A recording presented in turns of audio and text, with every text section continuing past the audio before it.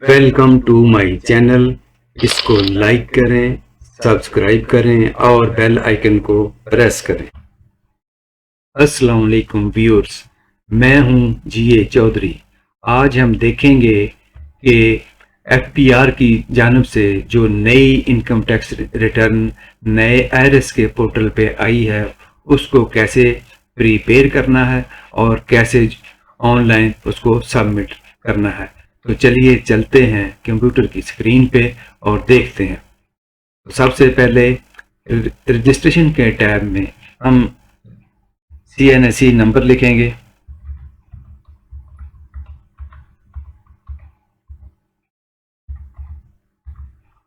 उसके बाद लिखते हैं पासवर्ड।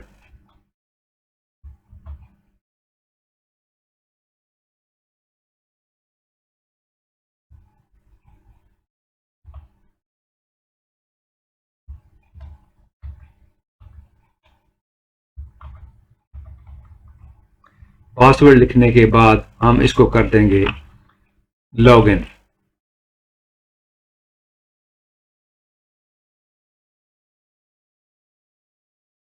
तो ये पहला इंटरफेस जो है होम पेज, इसका आईआरएस का न्यू रिटर्न का जो फॉर्मेट है उसका पहला होम पेज जो है वो हमारे सामने आ गया है। तो अब इस पे हम देखेंगे कि रिटर्न जो है वो कैसे प्रिपेयर करते हैं।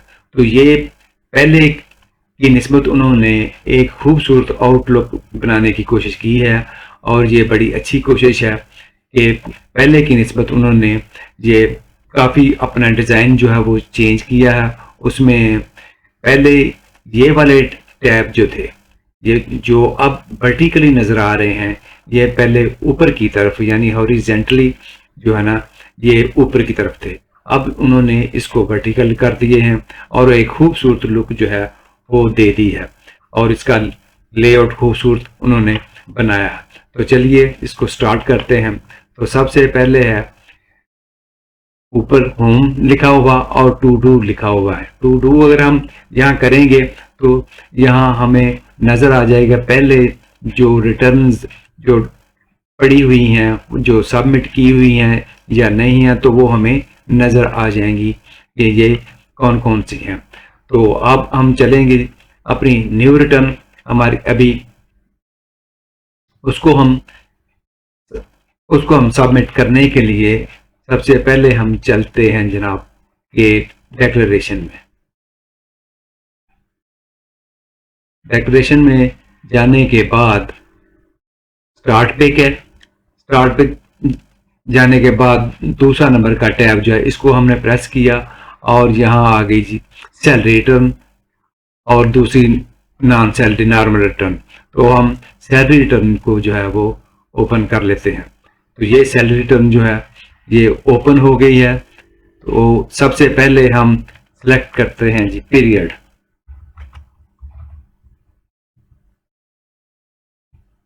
इसको सेलेक्ट किया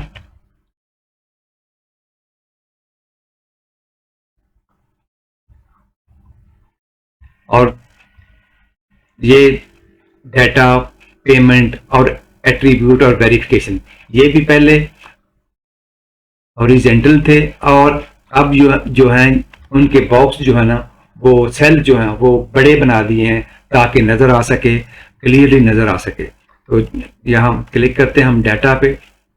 जैसे हम डाटा पे क्लिक करेंगे तो हमारे सामने लेआउट जो है ना रिटर्न का पहला पेज जो है वो ओपन हो गया। तो पहले की तरह सेम ये वाले टैब अब हमें नज़र आ रहे हैं।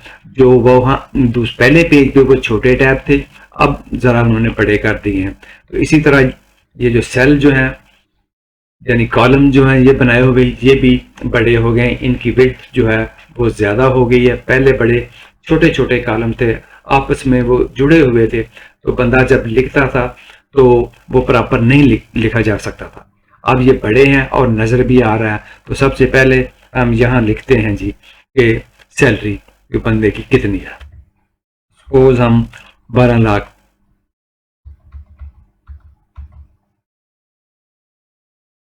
हम उसकी सैलरी लिख देते हैं और इसको करते हैं जी कैलकुलेट।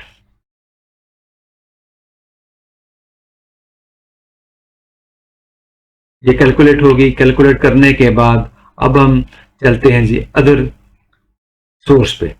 इस जगह हम रिसीट्स में चलते हैं। तो रिसीट्स में जाने के बाद हमें सबसे पहला जो है ये कॉलम जो नज़र आ रहा है वो है yield on Behbood certificate, pensioner benefit account वगैरह जो है वो हमने यहाँ लिखना है अगर किसी बंदे के पास है। तो अगर नहीं तो दूसरा आ रहा है जी 7B, profit on date 7B। ये 7B वो है कि जो हमें बैंकों पे प्रॉफिट मिलता है और उस पे जो डिडक्शन होती है तो वो लिखना। अगर ये यहाँ वो बता रहा है कि अगर ये 5 मिलियन से एक्सीड कर रहा है तो हम यहाँ लिखेंगे, और अगर ये कम है तो कम का पहले यहाँ एक कॉलम था बना हुआ इसी के साथ नीचे, वो इन्होंने अब ख़त्म कर दिया। अगर वो कम है तो फिर हम या यहाँ अदर पे लिख देंगे यहाँ। तो अगर किसी के पास 7B है, ये तकरीबन सबके पास ही जिन्होंने अपने सैलरी अकाउंट बनाए हुए हैं और बैंक पे वो प्रॉफिट आ रहा है, तो सपोज हम ये लिखते हैं कि वो 7B जो कॉलम नहीं था वो हम इधर अदर्स में हम वो लिखते हैं। सपोज बैंक से प्रॉफिट जो है वो है 30,000 का।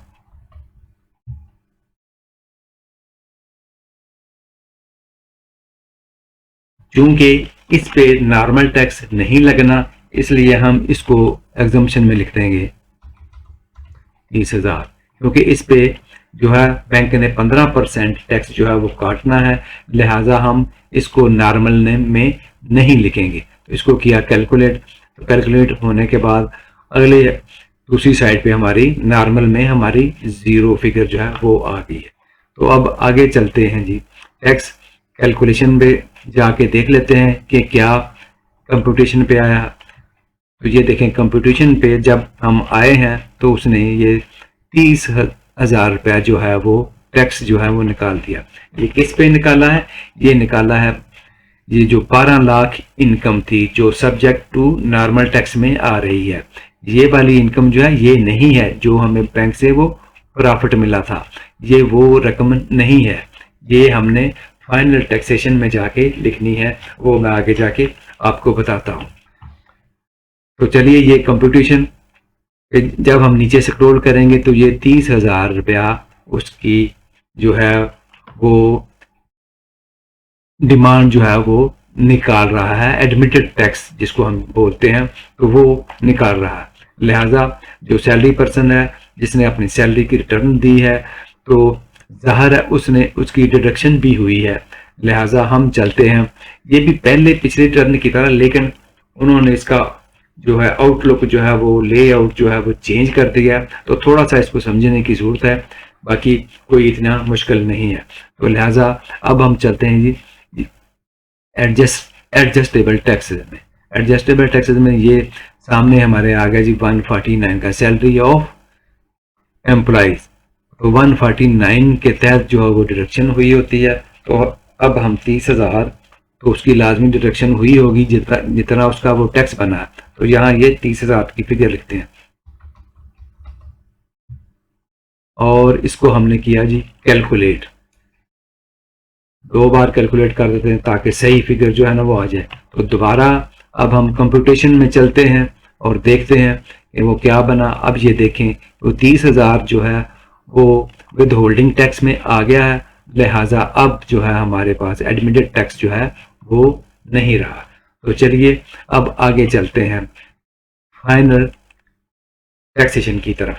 तो यहाँ फाइनल टैक्सेशन में हमारे पास वो आ रहे हैं कि जो हमने 7B पीछे हमने अमाउंट जो है ना वो लिखी, तो यहाँ हम हमारे पास जो है ये 7B कॉलम यहाँ हम तलाश करते हैं, 7B फाइंड कर लेते हैं।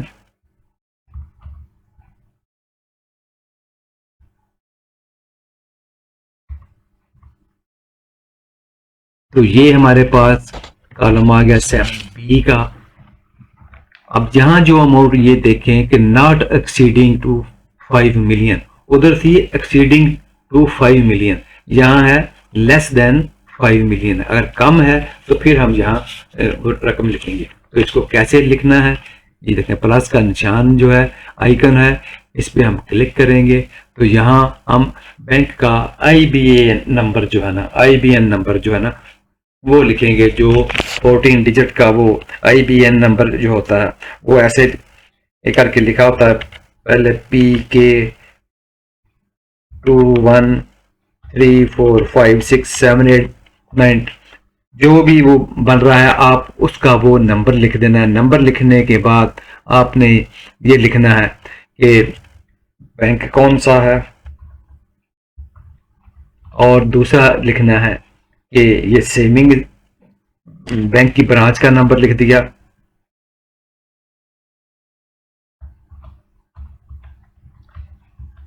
शातवान लाहौर, और ये लिखने के बाद साथ में ये भी लिखना कि ये सेविंग है अकाउंट,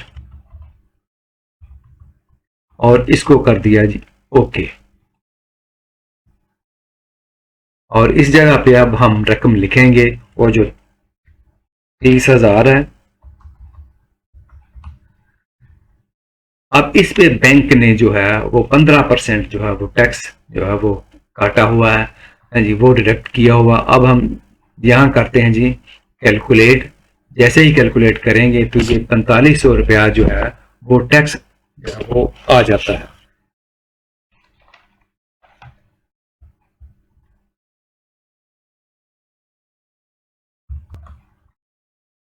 तो ये 4500 चूंकि हमने वो पे किया हुआ है, लिहाजा अब हम नीचे इसके सामने लिख देंगे 4500, 4500। तो अब दोबारा इसको करते हैं जी कैलकुलेट। जैसे इसको हमने 2 बार कैलकुलेट कर देते हैं, और अब कंप्यूटेशन में जाके हम वो देखते हैं कि कुछ फर्क। अब ये देखें कि 34,500 विद होल्डिंग टैक्स जो है वो उसका वो आ गया है। ये 4500 रुपया जो है ना फिक्स एंड फाइनल वाला है, ये भी यहाँ लिखा हुआ है, लेकिन एडमिटेड टैक्स जो है वो नहीं आया कोई भी, इसलिए कि 15% जो कटौती हुई थी वो हमने वो उधर लिख दी है। अब चलिए अब चलते हैं वेल्थ स्टेटमेंट की तरफ। तो सेम प्रोसीजर वही है, बस कॉलम्स का फर्क है थोड़ा बहुत। अब सबसे पहले हम लिखेंगे जी पर्सनल एक्सपेंसेस। तो अब ये भी सारे कॉलम जो हैं ये सारे खुले खुले कॉलम हैं, इनकी विड्थ ज़्यादा है, इनकी लेंथ भी तकरीबन वो तो ठीक है, लेकिन इनकी जो है ना हाइट जो है ना वो कम से कम जो है ना वो ज़्यादा होनी चाहिए ताकि बंदा इजीली जो है लिख सके। अब यहाँ पे कोई रेंट है उसकी अमाउंट हमने लिख देनी है, अगर घर वगैरह किराए का है तो वो लिख देना। अब यहाँ पे ये टैक्सेस, ये जो हमारी फिगर आई है ये हमने 4500 रुपया जो टैक्सेस का दिया है वो हम यहाँ पे लिखेंगे। वो लिखने के बाद आगे आ गया जी कोई मोटर व्हीकल है उसकी मेंटेनेंस है वो लिखनी है, ट्रैवलिंग जो है वो लिखनी है, बिजली का बिल जो है जितना भी आया है सालाना वो हमने कैलकुलेट करके यहाँ पे वो लिख देना है। यहाँ आ गया वाटर आ गया जी, गैस आ गया, गैस के लिखने, टेलीफोन है उसके बिल जो सालाना बने हैं वो लिख देने हैं। ऐसे को मेडिकल है, मेडिकल के बाद एजुकेशन है जो भी है, तो एनी हो ये सारी चीज़ें जो है ना वो लिखनी है। तो मैं टोटली जो है ना लमसम जो मैं यहाँ डाल रहा हूँ ये 5 लाख के करीब मैं लिख देता हूँ।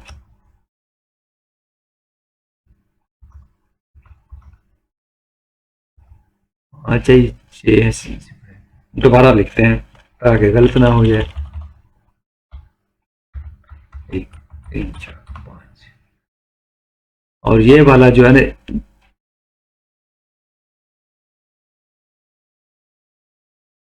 इस वो इसी में शामिल हो गया, इसको हम 0 कर देते हैं क्योंकि हमने बाकी कॉलम जो है वो नहीं फिल किए हुए। अगर ये होते तो यहाँ पे ये जो है इस पे 4500 यहाँ हमने रखना था, बाकी जो है ना चीज़ें जो है ना वो हमने 6 लाख। तो चले अगर रखना तो वो ताकि सनद रहे 4500 यहीं पर लिख देते हैं, और ये 6 लाख है 5 लाख ये जो लिखा हुआ है इसमें से हम जो है वो निकाल देते हैं।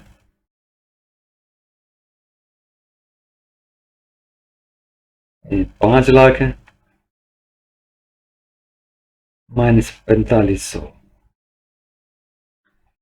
4,95,500 रुपया अब हम इधर लिख देंगे 500 और करेंगे कैलकुलेट।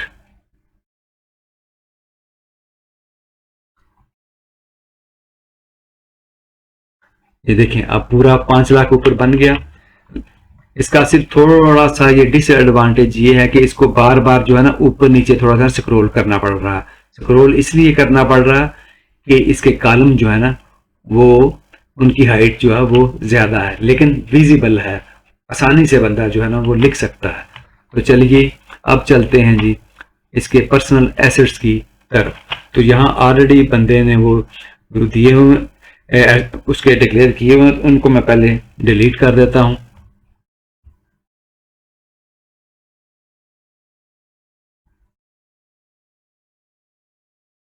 ताकि आपको पता चले।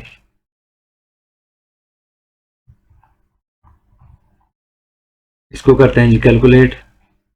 अभी एक फिगर है पड़ी हुई सी, इसको भी कर दिया डिलीट। कैलकुलेट किया तो ये सारे जीरो हो गए। अभी कुछ फिगरें इधर लिखी हुई हैं, इनको भी डिलीट कर देते हैं।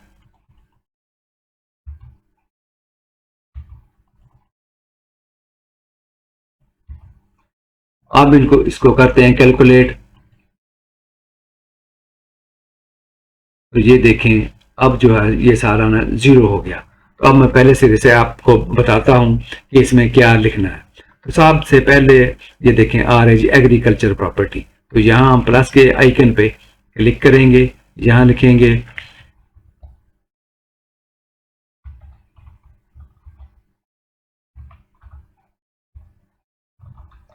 एग्रीकल्चर प्रॉपर्टी और नीचे लिख देंगे जितनी उसकी, सपोज हम लिखते हैं जी वो 4 कैनाल है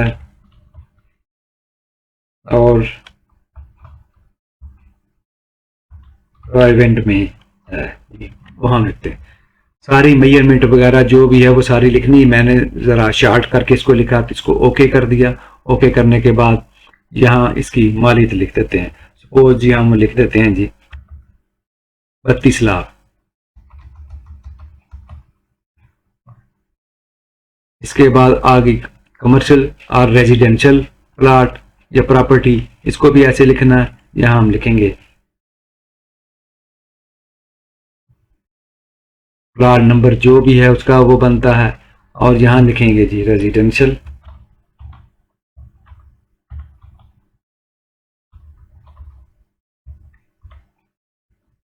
रेजिडेंशियल यहाँ लिख देंगे जी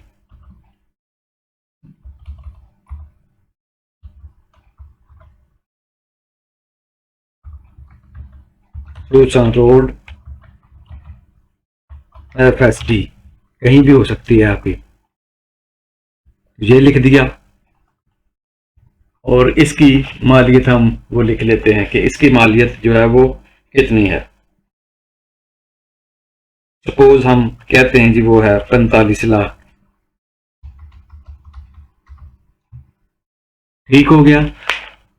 अब इसके बाद आ रहा है जी ये बिजनेस कैपिटल। ये कारोबारी पर्सन जो है उनके लिए है। इसके बाद आगे कोई इक्विपमेंट है कोई बिजनेस में, तो वो जो है लैपटॉप वगैरह या कोई और चीज़ें जो है ना वो, या टेबल वगैरह वहाँ का फर्नीचर जो है ना वो हमने वो लिखना है। अगला कलम जो है वो है एनिमल्स वगैरह, कोई गाय भैंस वगैरह जो है वो लिखनी है। अब ये कॉलम आ रहा है कि बैंक का, इस जगह हमने लिखना कि हमारे बैंक जो है उसमें क्या है। यहाँ भी बैंक का नंबर जैसे पहले वो बोला था IBN नंबर जो है ना वो लिखना है।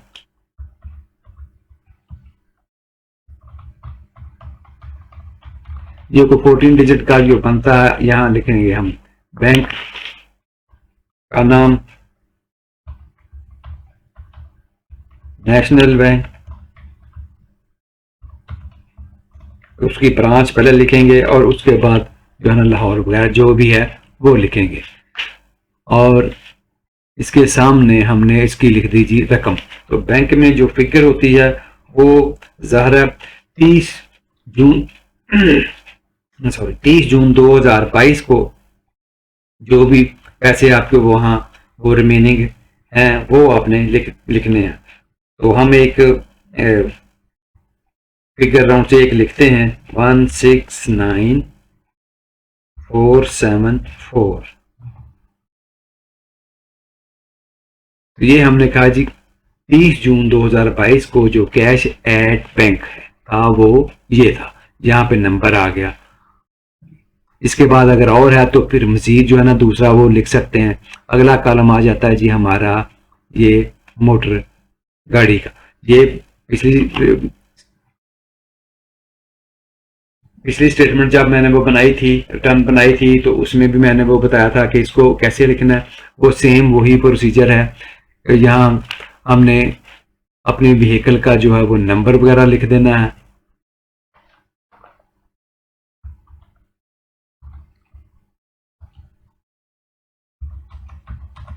नंबर लिखने के बाद उसकी कोई डिस्क्रिप्शन थोड़ी सी लिखनी है कि वो टोयोटा है, करोला है, कौन सी गाड़ी है, जो भी है। तो ये और ओके कर देते हैं। यहाँ इसने क्यों ये कह रहा है, इसको दोबारा करते हैं जी। ये वाला कॉलम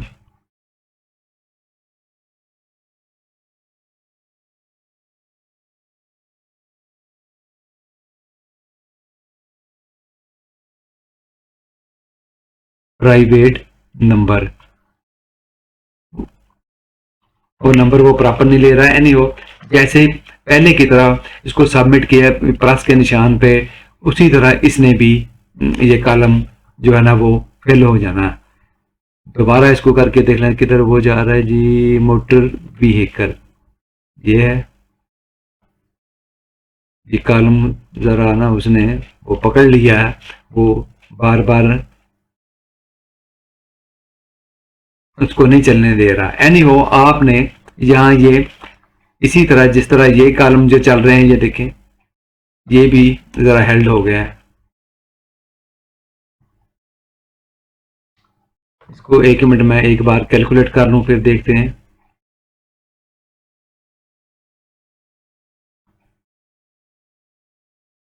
मोटर व्हीकल नहीं, अब उसने वो नहीं चलने दे रहा।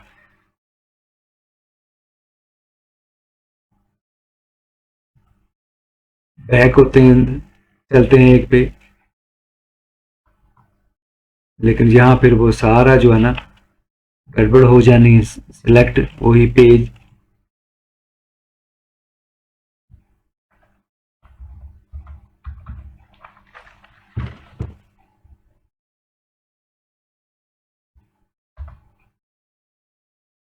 ये सिलेक्ट किया तो ज़ाहिर है उसने कहना कि वो ट्रांजैक्शन ऑलरेडी जो है वो चल रही है। तो चलें जी, ये प्रोसेस नहीं कर रहा था, अब इसको रिफ्रेश किया है तो इंशाल्लाह ये अब प्रोसेस करेगा। तो यहाँ ये कॉलम था मोटर व्हीकल का, तो यहाँ हमने वो प्लस किया। प्लस करने के बाद हम कोई नंबर जो है ना वो लिख देते हैं।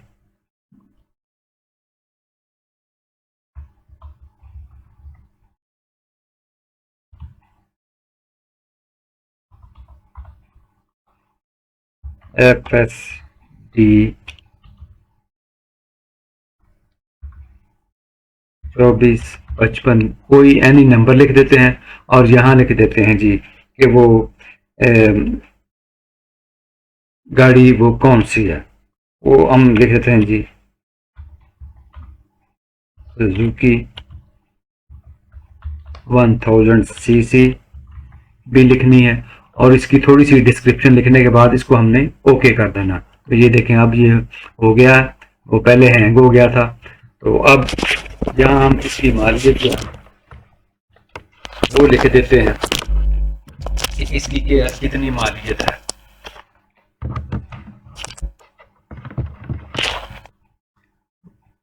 वो लिखते हैं जी, वो तकरीबन है जी, अब चले हम 8 लाख लिख देते हैं।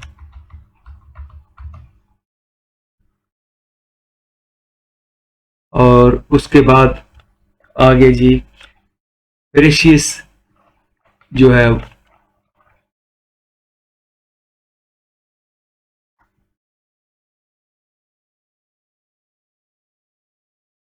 ये भी अगर कोई गोल्ड वगैरह है तो यहाँ हम लिख देंगे कि जी 5 तोला 10 तोला वगैरह जो भी है, और लिखने के बाद हम लिख देंगे कि यहाँ हम लिख देते हैं जी विद वाइफ लिख देते हैं जी, या सिंस मैरिज जो है लिख देते हैं, और यहाँ वो लिख, और यहाँ हम इसकी वैल्यू जो है ना वो 0 ही रहने देंगे, ताकि ये है बड़ा, क्योंकि इसकी वैल्यू जो है ना वो बढ़ती रहनी है, और ये एट द टाइम ऑफ जब आपकी वो मैरिज हुई थी तो उस वक्त की वो कोई वैल्यू थी, इसलिए हम उसको जो है ना वो 0 लिख देते हैं। अब आगे आ गया जी हाउस होल्ड इफेक्ट। तो घर में कुछ चीज़ें, कोई सोफ़ा वगैरह, कोई बेड, इस तरह की कोई चीज़ें जो भी हैं कोई छोटी मोटी, तो उनका जो है ना वो हम वो लिख देते हैं। वो सपोज हम कहते हैं कि वो हैं जी 2 लाख की। इसके बाद आ गई पर्सनल आइटम जो हैं वो घर के कंप्यूटर अपना बंदे के पास,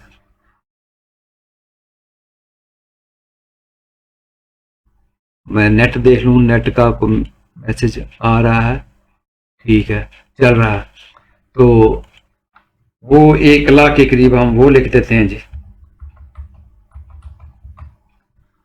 अच्छा, अब आ गया जी एंड पे कैश एट हैंड। तो 30 जून 2022 को आपके पास जो कैश था तो वो कितना था, तो वो हम लिखते हैं जी, कोई फिगर हम लिख, तो सपोज हम लिख देते हैं जी कि 3 लाख का वो है।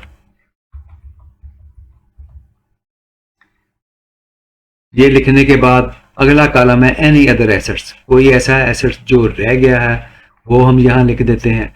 फिर अगला कॉलम है जी एनी एसेट्स जो है in others name, in others name से मुराद है बेटा है, बेटी है, वाइफ है, उसके नाम अगर कोई है एसेट्स कोई, तो वो हमने उसी तरीके से जैसे हमने ऊपर लिखा है इसी तरीके से हम यहाँ लिख देंगे। आगे आ जाना है जी टोटल, सारा जो है इसका नेट आ जाएगा, टोटल एसेट्स इसके आ जाएंगे, और नीचे कॉलम आ जाएगा एक टैक्स लाइबिलिटीज का। अगर आपने कोई किसी से कोई लोन लिया हुआ है, कोई मॉर्गेज है, कोई ओवरड्राफ्ट है, कोई भी है, कोई एडवांसेस हैं लिए हुए, तो उनको हमने यहाँ लिखना है उसी तरीके से प्लस के निशान पे जाने के बाद। लिखने के बाद अब हम इसको करते हैं जी कैलकुलेट, 2 बार कैलकुलेट कर लेते हैं, कैलकुलेट कर लिया, कैलकुलेट करने के बाद अब हम आ जाते हैं जी हम रिकन्सिलिएशन में। अब इस जगह वो पुरानी फिगर जो है ना वो आपकी वो उठाएगा, कितनी वेल्थ ऑलरेडी आपकी थी तो वो उठा लेगा, और यहाँ हम लिखते हैं जी सब्जेक्ट टू नॉर्मल टैक्स में हमारी रिटर्न यानी इनफ्लोज जो है वो हमारे वो क्या है, वो हमने सैलरी ऊपर डिक्लेयर की थी हमने 12 लाख, वो हमने यहाँ डिक्लेयर कर दी। हमने 7B की इनकम जो है ना वो हम लिख के आए थे, उधर हमने लिखी थी कि वो 30,000, वो हमने यहाँ लिख दी। तो लिखने के बाद और ये जो है 5 लाख आउटफ्लोज यानी हमारे एक्सपेंसेस जो हैं ये पीछे से उसने कैरी फॉरवर्ड उसने किए हैं और यहाँ उस रख लिए हैं। तो लिहाजा जब हम इसको कैलकुलेट करते हैं तो कैलकुलेट करने के बाद ये हमारी थोड़ी सी फिगर का फर्क आ रहा है इसमें, वो लाजमी आ जाता है कि ये 4 लाख के ये फर्क आ रहा है कि हमने जो एसेट्स जो है ना वो कम डिक्लेयर किए हैं, कहीं फिगर हमने वो कम लिखी है। तो जाके हम चेक कर लेते हैं, अभी इसी कॉलम में हम जो है ना वो प्रीशियस आइटम जो है उसमें हम 4 लाख डाल देते हैं। पता नहीं 4 लाख था या 40,000 था, देख लेते हैं। अब दोबारा चलते हैं रिकन्सिलिएशन में। तो ये देखें ये 0 हो गया। यहाँ अमाउंट जो है ना हर शक्ल में ये जो है ना 0 होनी चाहिए। ये मैं अपनी हर वीडियो में बता रहा हूँ कि ये जो है ना वो ये 0 होनी चाहिए। तो ये होगी जी आपकी वो कंप्लीट होने के बाद अब पिछली जो पुरानी वेल्थ अपना रिटर्न जो थी तो वो उसको हम वेरीफाई करते थे। तो ये ऊपर यहाँ पे वो टैब बना हुआ था तो वहाँ हम जाके वेरीफाई उसको करते थे। तो इसको हमने वेरीफाई करना है।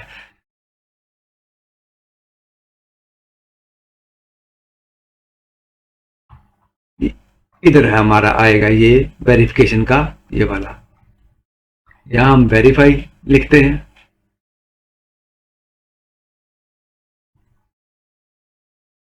ये आ गया। इस जगह हम पिन लिखेंगे।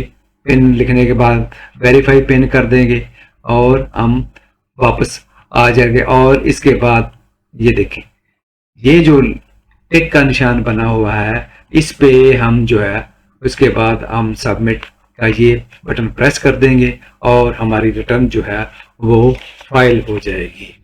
तो ये सारा प्रोसीजर था नई रिटर्न का, न्यू फीचर्स के साथ जो रिटर्न आई है। तो अगर इसके बारे में कोई भी डाउट हो आपको तो आप नीचे कमेंट्स में मुझे लिख सकते हैं। अगर वीडियो अच्छी लगी तो इसको लाइक कीजिएगा, इसको शेयर कीजिएगा, इसको सब्सक्राइब करें। Thank you for watching.